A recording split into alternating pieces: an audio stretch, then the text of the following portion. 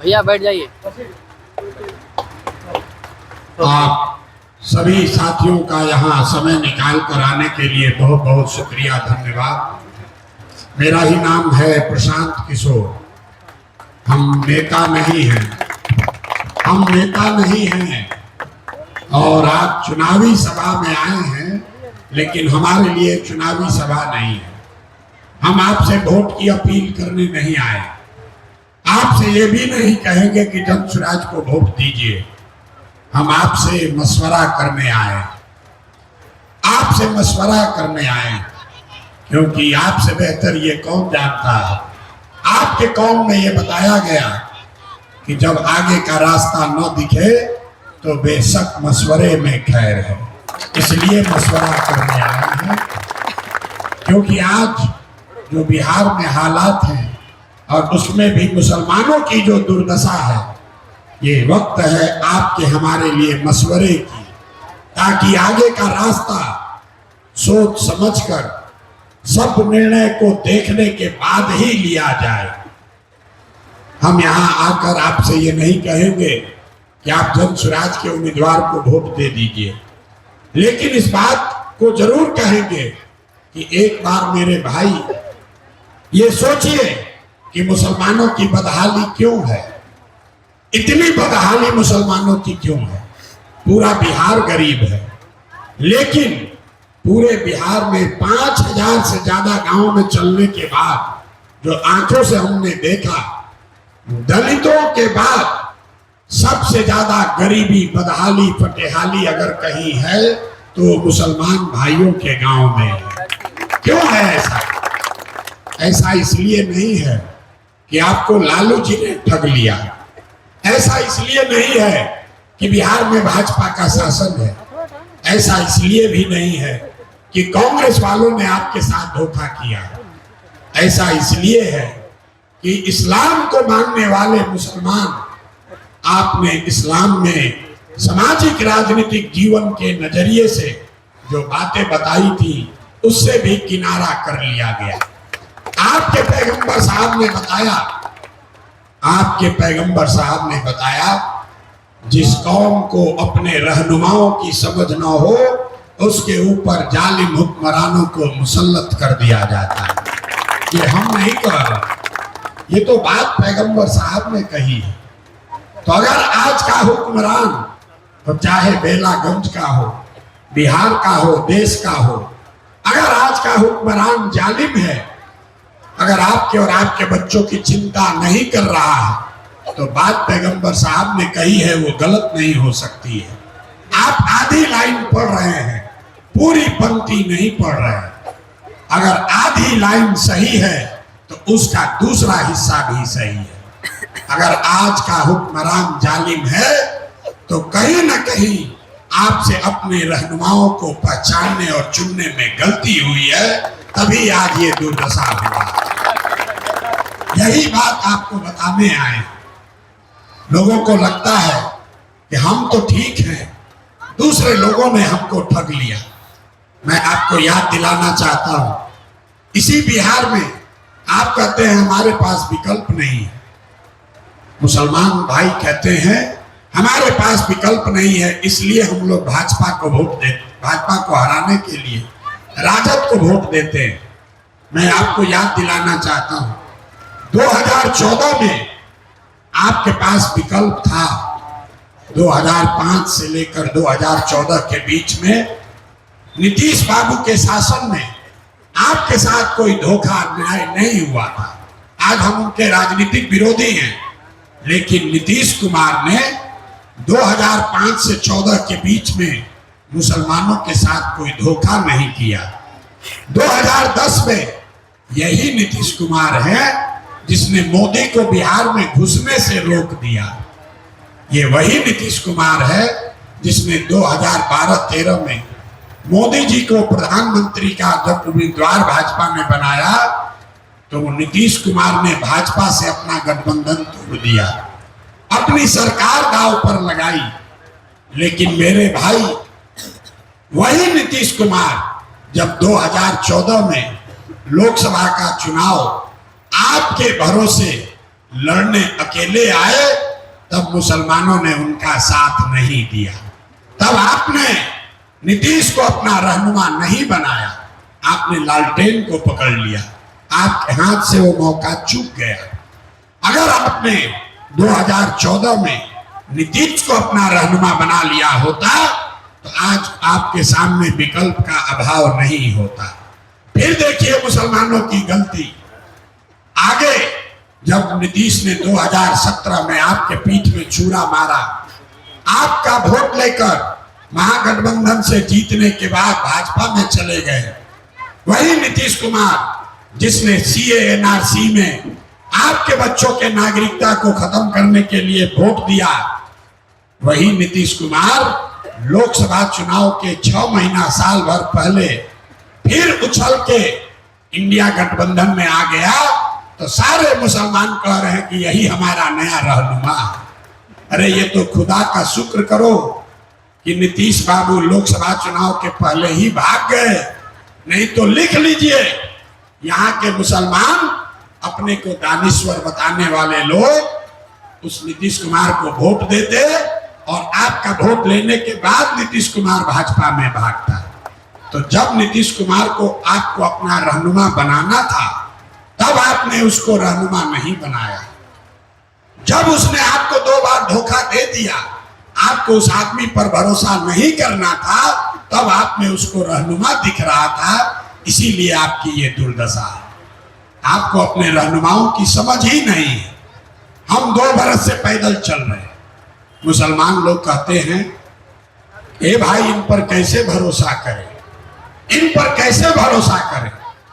जितने लोग यहाँ बैठे हैं मुसलमान साथी हमारे, ईमान की बात करने वाले लोग, जरा एक बार अपने ईमान के नाम पर याद कीजिए 75 साल के इतिहास में एक ही ऐसा मौका आया जब आपके घर की पर्दा नशीन महिलाएं भी रोड पर निकली।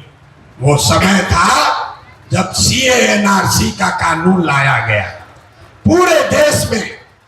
पूरे देश में मुसलमान परिवार की महिलाएं धरने पर, बाहर घर से बाहर निकली, धरने पर बैठी। तो जब सीए एनआरसी का ये बखेड़ा शुरू हुआ तो याद कीजिए आप सीए एनआरसी का बखेड़ा कैसे रोका गया। आपके धरने प्रदर्शन से सीए एनआरसी नहीं रुका। तारीख नोट कर लीजिए, 2 मई 2021 को सीए एनआरसी रुका। सीए एनआरसी का बखेड़ा तब थमा जब 2 मई 2021 को भाजपा को बंगाल में मुकम्मल शिकस्त दी गई। उसके बाद सीए एनआरसी का चर्चा देश में नहीं हो रहा। तो जब बंगाल में लड़ाई लगी और पूरे देश में लोगों ने कहा कि भाजपा को बंगाल जीतने से कोई नहीं रोक सकता है, 1-2 नहीं 2 लाख से ज्यादा संघ के वर्कर पूरे देश से बंगाल गए, बंगाल में ममता बनर्जी को हराने के लिए। तब आप क्या कर रहे थे? आपने कुछ नहीं किया, आप अपने घर में बैठे थे। आपके रहनुमा लालू, अखिलेश, तेजस्वी, राहुल गांधी बंगाल नहीं गए। दीदी के अपने लोग, आधे से ज्यादा पार्टी के लोग दीदी को छोड़कर भाजपा के डर से उस पार्टी में चला गया। अमित शाह ने रोज ठोक कर कहा कि हमको 200 सीट आएगा। जब देश में कोई आदमी दीदी के साथ खड़ा नहीं था तभी आपका भाई, आपका बेटा प्रशांत किशोर बंगाल गया था। इसी प्रशांत किशोर ने कहा था कि अगर भाजपा को बंगाल में हराएंगे नहीं, अगर 100 के नीचे नहीं रखा तो जीवन में संन्यास ले लेंगे। हमने भाजपा को बंगाल में रोका 77 पर, तो हम हो गए भाजपा के बी टीम और आप बैठे थे घर में। तो आप हमको दीजिएगा सर्टिफिकेट कि हम भाजपा के ए टीम है कि बी टीम है। अरे मुसलमान भाइयों, आपका दुर्दशा इसीलिए है।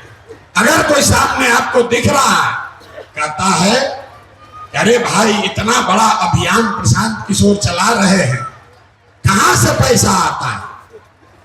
आपके कान में डाला जा रहा है कि प्रशांत किशोर के पास पैसा कहां से आता है।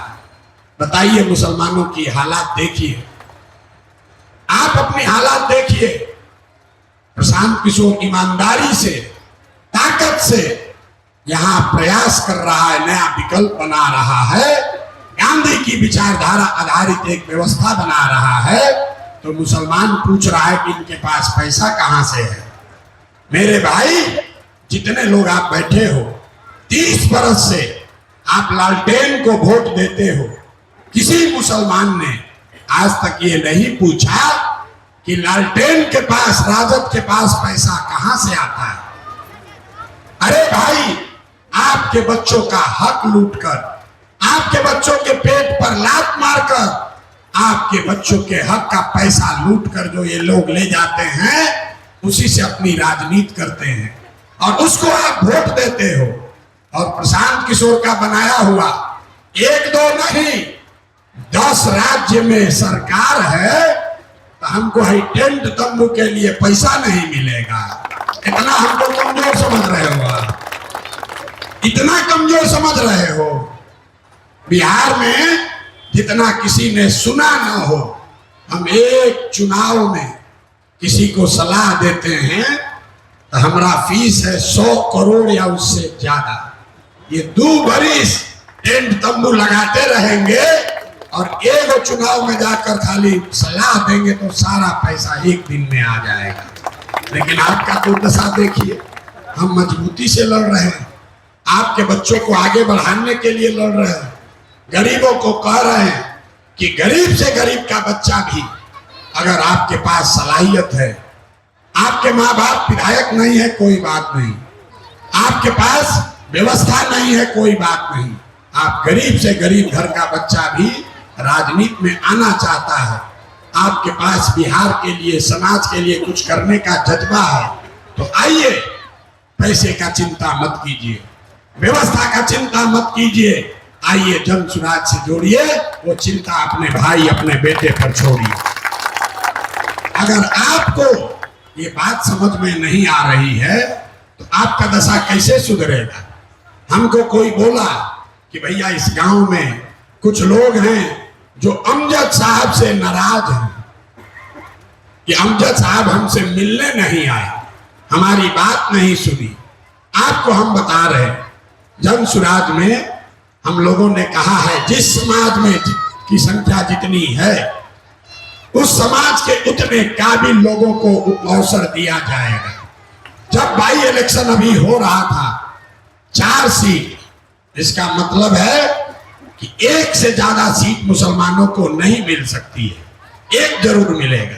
18% आबादी है, 1 सीट पर आपका हक बनता है। आपके जानकारी के लिए बता दें, रामगढ़ में भी 30,000 से ज्यादा मुसलमान हैं, वहां पर भी जन सुराज में मुसलमान दावेदार था। तरारी में 40,000 मुसलमान हैं, वहां पर भी मुसलमान समाज से कोई दावेदार था।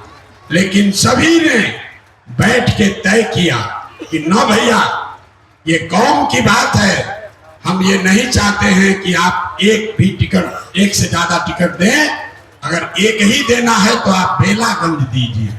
आपके यहाँ अहमद साहब नहीं आए, आप नाराज बैठे, आपका फोन नहीं उठाया, आपकी नाराजगी है। जो तरारी में आपका भाई बैठा है वो अहमद साहब को नहीं जानता है, उसने अहमद का चेहरा भी नहीं देखा है, लेकिन उसने सबके भलाई के लिए कहा कि ना भाई, हम चुनाव नहीं लड़ेंगे, बेलागंज के लोगों को टिकट दे दीजिए। और आपको जब टिकट दे दिया, तब आप मुंह फुलाकर दूल्हा के फूफा के तरह बैठे हैं कि हमको अहमद पूछने नहीं आया। अरे भाई, दूल्हा आपका है, दूल्हा आपका है, जब तक आप नहीं चलोगे, बारात में दूसरे लोग कैसे शामिल होंगे। तो ये जिम्मेवारी आपकी है, ये जिम्मेवारी आपकी है। ये बेला की लड़ाई नहीं है, ये बेला की लड़ाई नहीं है।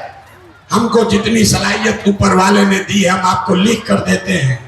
बेला में जन सुराज कम से कम 20,000 मत से आज अगर चुनाव हो तो जीते,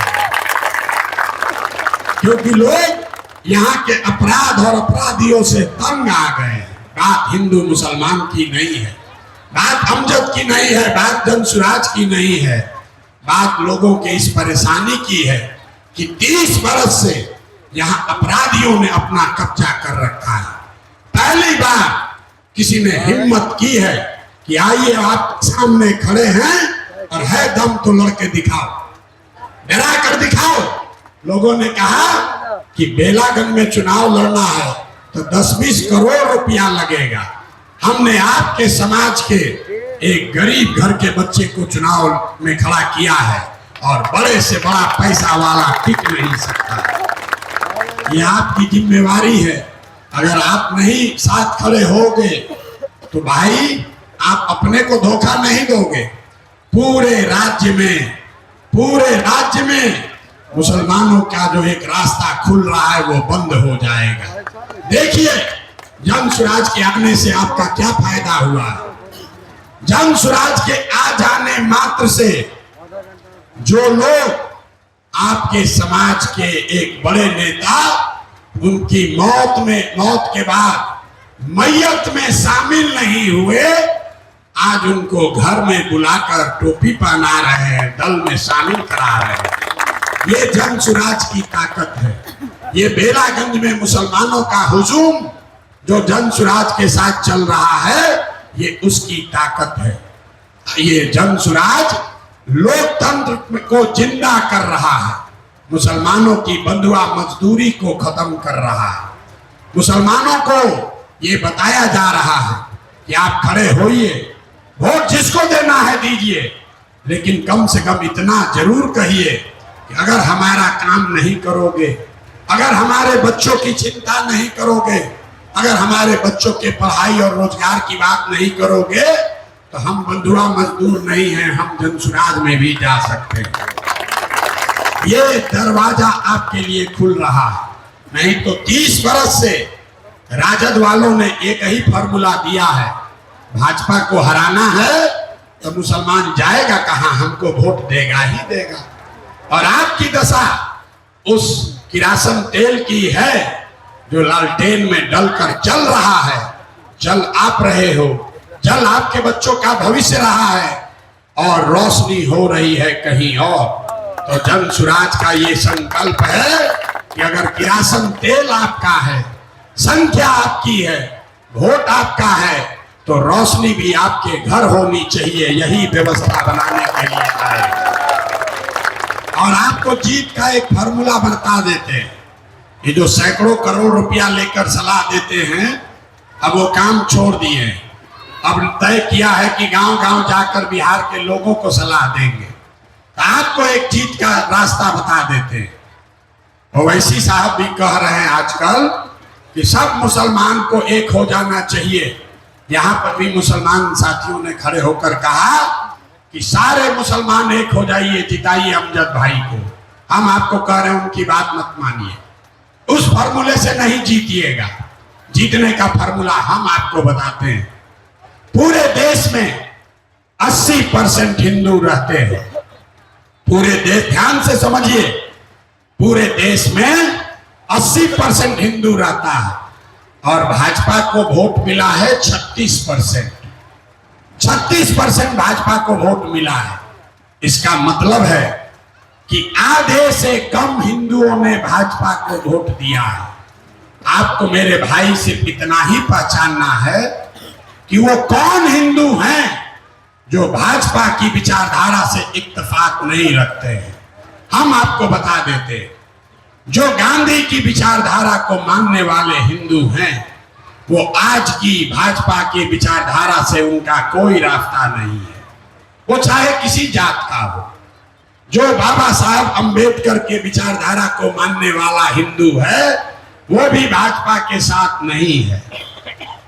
जो लोग कम्युनिस्ट विचारधारा के हिंदू हैं वो भी चाहे किसी जात के हों, वो भी भाजपा के साथ खड़ा होने को तैयार नहीं है। और जो लोग लोहिया जयप्रकाश के समाजवाद को मानने वाले हिंदू हैं वो भी भाजपा के साथ नहीं है।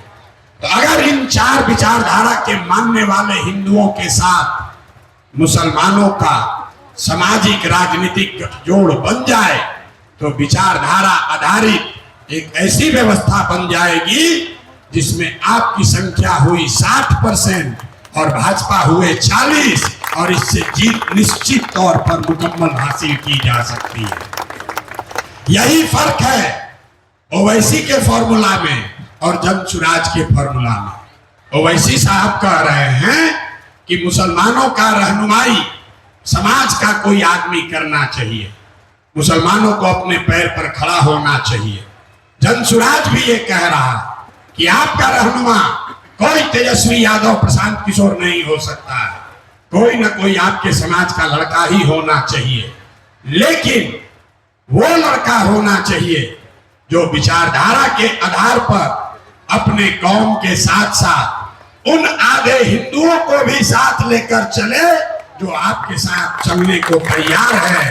तभी तो लड़ाई जीतोगे रे भाई, नहीं तो सिर्फ अगर मुसलमान इकट्ठा हो जाए तो आप होइएगा 20 और हिंदू हो जाएगा 80, तो आप कभी भी चुनाव नहीं जीत पाएंगे। तो अगर चुनाव जीतना है, अगर फिर से गांधी की विचारधारा को पुनर्जीवित करना है, तो आपकी जिम्मेवारी है कि सिर्फ मुसलमान मुसलमान करने से नहीं होगा। उन हिंदुओं को साथ लीजिए जो विचारधारा के आधार पर आपके साथ कंधा लगाकर चलने को तैयार है। उसको अगर छोड़िएगा तो फिर आपका फायदा नहीं होगा। हम आपसे वोट नहीं मांग रहे, लेकिन जनसुराज के लिए, इस प्रयास के लिए आपसे आपका दुआ मांगने आए, आपके बच्चों को मांगने आए। अपने बच्चों को इस व्यवस्था से जोड़िए, पैसे की चिंता मत कीजिए, जीत हार की चिंता मत कीजिए। ये मुसलमानों के दिमाग में बैठा दिया गया है कि चुपचाप बाहर बैठ के देखते रहो, जब पता चले कौन जीत रहा है उसको वोट दो। ये आपके कौम में जो बात बताई गई है उसके खिलाफ है। आपके कौम में ये बताया गया है कि ईमानदारी से बिना जद्दोजहद किए बगैर जीवन में कुछ हासिल होने वाला नहीं। खाली बैठ के बाहर ये सोचते रहिएगा कि कोई प्रशांत किशोर आ जाए, कोई तेजस्वी, कोई राहुल, कोई ममता बनर्जी आके हमको बचा ले, तो नहीं होने वाला। आपको अपने समाज में अपने आप को जद्दोजहद के लिए तैयार करना होगा, तभी आपका भलाई हो सकता है। तो जनसुराज वो व्यवस्था है, वो प्लेटफॉर्म है जहां आप जुड़कर अपने बच्चों को जोड़कर उनको राजनीतिक जद्दोजहद के लिए तैयार कर सकते हैं। जब आप वो करोगे तभी आपको सफलता मिलेगी। प्रशांत किशोर को भी अगर आप आंख बंद करके वोट दोगे तो हम आपको कह रहे हैं आपका भला होने वाला नहीं है। जैसे पहले के लोगों ने आपको ठगा, प्रशांत किशोर और जनसुराज भी आपको ठगेगा। अगर आप प्रशांत किशोर और जनसुराज आपके बच्चों के पढ़ाई की बात नहीं कर रहे हैं, आपके बच्चों के रोजगार की बात नहीं कर रहे हैं, आपके किसी बुजुर्ग की, किसी लड़के की हत्या होने पर खड़ा नहीं होते हैं, आपकी सुरक्षा में अपना गर्दन सामने नहीं फंसाते हैं, तो प्रशांत किशोर को वोट मत दीजिए, बिल्कुल मत दीजिए। यह तभी आपका सुधार होगा। जनसुराज का इस्तेमाल कीजिए। अभी तक दलों ने, नेताओं ने आपका इस्तेमाल किया है, कम से कम इतना सलाहियत तो पैदा कीजिए कि कोई एक व्यवस्था आई है जनसुराज की, इसका इस्तेमाल आप करके अपने बच्चों को आगे बढ़ा लीजिए। अगर इतनी भी सलाहियत आप में नहीं है तो कैसे भला होगा। अरे मोदी को इतना समझ तो होगा ना भाई कि प्रशांत किशोर आया है, इसका मदद लेकर आगे बढ़ जाए, तो इतना सलाहियत तो पैदा कीजिए, तभी सुधार होगा। तो आपको एक टास्क देकर जा रहे, आपस में आप वोट दीजिए मत दीजिए। जितने मुसलमान साथी हैं, आपका कोई ना कोई हिंदू मित्र जरूर है, किसी न किसी के साथ आपका उठना बैठना है। तो बेलागंज में आपके मुसलमानों का वोट कितना है इसको रोज मत गिनिए, आपके हिंदू मित्र कितने हैं उसकी सूची कल से बनाइए और एक काम कीजिए, कौम के लिए, समाज के लिए, बेलागंज के लिए, बिहार के बेहतरी के लिए। जिस हिंदू को भी आप जानते हैं उसमें से कम 5 हिंदुओं के घर जाइए और उनके साथ बैठकर चाय पीजिए, उनके साथ बैठकर मशवरा कीजिए, उनको अपने साथ लेकर चलिए। ये प्रयास करके देखिए, आप 40,000 हैं या 50,000, अगर 5-5 हिंदू परिवारों के पास भी आप जाएंगे तो 2 लाख की आपकी ताकत हो जाएगी। बेलागंज में जीतने का रास्ता वहां से निकलेगा, वरना वही 40,000 को कभी दाएं से जोड़िएगा, कभी बाएं से जोड़िएगा, उससे बात नहीं बनेगी। कम से कम 5 परिवार के पास आप जरूर जाइए। इसमें आपका कोई पैसा नहीं लगना, आपको सभा नहीं करनी है, आपका पैसा नहीं लगना है। आपका दोस्त मित्र, साथ में काम करने वाला, जिसको भी आप जानते हैं, 5 ऐसे व्यक्तियों को आने वाले 10 दिन में आप मिलिए, उनसे आग्रह कीजिए, उनको समझाइए कि गांधी की विचारधारा आधारित इस व्यवस्था को पुनर्जीवित करना है। बिहार में हिंदू मुस्लिम सब मिलकर एक नई व्यवस्था बनाएं। इसके लिए जरूरी है कि सब लोग साथ में चले। और ऐसा नहीं है गलती से भी यादव समाज के लिए कुछ बात मत बोलिए। यादव समाज आपका कोई झगड़ा नहीं है भाई। यादवों के लिए लालू जी ने कुछ नहीं किया, हम आपको बता रहे हैं, रोज कैमरे पर कहते हैं। यहाँ के जो नेता हैं ये जात की राजनीति नहीं करते। लालू जी कहां कहते हैं कि जो यादव लड़का होगा सबसे काबिल बिहार में, वही बिहार का राजा बनेगा, और सब यादव जी लोग आप लोग वोट दीजिए।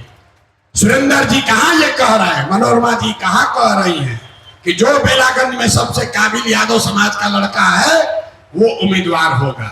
वो लोग ये नहीं कहते। लालू जी, सुरेंद्र यादव ये कह रहे हैं कि हमारा लड़का विधायक होगा, हमारा लड़का बिहार का राजा होगा, और सारे यादव समाज के लोग हमको वोट दीजिए। ये जात का राजनीति कहाँ हुआ? ये तो परिवार की राजनीति हुई, अपने बच्चे की राजनीति हुई। अरे जन स्वराज में प्रशांत किशोर ने कहा है, जितने लोग यहाँ लालू जी के हिमायती हैं उनको हम कैमरे पर कह रहे हैं, लालू जी से आप घोषणा कराइए कि बिहार में सबसे जो काबिल यादव समाज का आदमी है उसको हम नेता आरजेडी का बनाएंगे। हम आपके सामने घोषणा कर रहे हैं, जन स्वराज से उनके समर्थन में खड़े हो जाएंगे। लेकिन उनको किसी समाज से मतलब नहीं है। बगल में मांझी जी खड़े हैं, मांझी जी को मुसहर समाज से मतलब नहीं है। अपने बेटे को जिताना है, अपने बहू को जिताना है नेता से। और ये सिर्फ लालू जी और मांझी की बात नहीं है, कोई पंडित का नेता है, कोई कुशवाहा का नेता, कोई मुसलमान का नेता है, जो जिस जात का नेता है, नेता अपना और अपने बच्चों की चिंता कर रहा है। जाति धर्म में जनता उलझी हुई है। इसलिए आपकी लड़ाई किसी यादव समाज से नहीं है, आपकी लड़ाई उन अपराधियों से है जिन्होंने इस क्षेत्र की जनता को डराया है, लूटा है। आपकी लड़ाई उन नेताओं से है जिन्होंने आपके बच्चों का हक लूटा। आपकी लड़ाई उन नेताओं से है जिन्होंने आपका बरसों से वोट लिया, लेकिन आज तक आपके बच्चों की चिंता नहीं की। इसलिए समाज को बांटिए मत, समाज को बांटिए मत। आपको यादव समाज ने नहीं ठगा है, आपको लालू यादव और राजद के नेताओं ने ठगा है। यादव समाज ने आपका क्या किया? इसलिए किसी भी जाति के लिए अपमान सूचक शब्द, गलत बात जन स्वराज से मत कहिए। हम लोग के लिए सारे लोग, जो भी सही आदमी है, वो यादव हो या कुशवाहा हो, ब्राह्मण हो कि मुसलमान हो, दलित हो या अति पिछड़ा हो, जो लोग भी सही हैं, जो लोग भी बिहार की व्यवस्था को सुधारना चाहते हैं, उन सब का स्वागत है, उन सब को साथ लेकर चलना है। और मैं आपसे भी आग्रह यही करूंगा, जाइए और उन सब यादव परिवार से मिलिए जिनके साथ मिलकर आपने 35 साल वोट दिया है। अब जाकर उनको कहिए कि भाई तुमको 35 साल वोट दिए हैं, एक बार हमारी बारी है, एक बार हमारे साथ तुम खड़े होकर वोट दे दो। उससे आपको पता चलेगा कि उसमें सही दोस्त आपका कौन है, और जो सही व्यक्ति होगा वो आपके साथ अपने आप खड़ा हो जाएगा। यही बात कहने आए हैं। अब एक बार मैं एक नारा लगाऊंगा, मैं बोलूंगा जय बिहार, आपको बोलना है जय जय बिहार। इस पूरे अभियान में हम अपने नाम का नारा नहीं लगाते, किसी व्यक्ति के नाम का नारा नहीं लगता है। एक ही चित्र है, वो है महात्मा गांधी का झंडा है और बिहार को बुलंद करने का नारा है। मैं बोलूंगा जय बिहार, आपको बोलना है जय जय बिहार। जय बिहार।